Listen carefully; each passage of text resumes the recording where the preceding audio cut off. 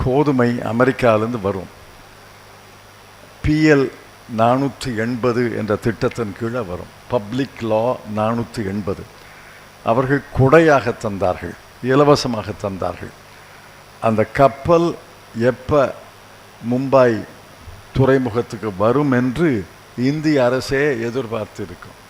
ஏன்னா அந்த கப்பல் வந்தவுடன் அந்த கோதுமை தானியத்தை இறக்கி உடனடியாக நாடு முழுவதும் விநியோகித்தார்கள். அந்த கப்பல் வருவதற்கு ஒரு 10 நாட்கள் தாமதமானால் இங்கே பல பேர் பட்டினியிலால் இருப்பார்கள் என்று அரசுக்கு தெரியும்.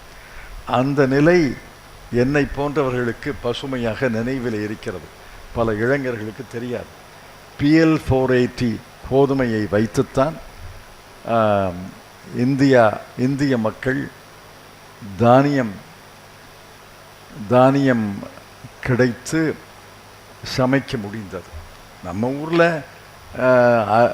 நெல் கோதுமையெல்லாம் விளைந்தது, ஆனால் போதாது. இன்று பசுமை புரட்சியின் காரணமாக அந்த பசுமை புரட்சியின் ஆற்றலை பயன்படுத்தி அதை நம்முடைய மானாவாரி நிலத்துக்கு கொண்டு வர வேண்டும் என்றுதான் குரு மகா சன்னிதானம் அவர்கள் கிருஷி விஞ்ஞான் கேந்திராவை குன்றக்குடியிலே நிறுவ வேண்டும் என்று தீர்க்க தரிசனத்தோடு நினைத்து குன்றக்குடியிலே நிறுவினார்கள். அது மட்டுமல்ல, அதற்கு பிறகு இங்கே வேளாண் பல்கலைக்கழகம் கோவையிலே இருக்கிறது.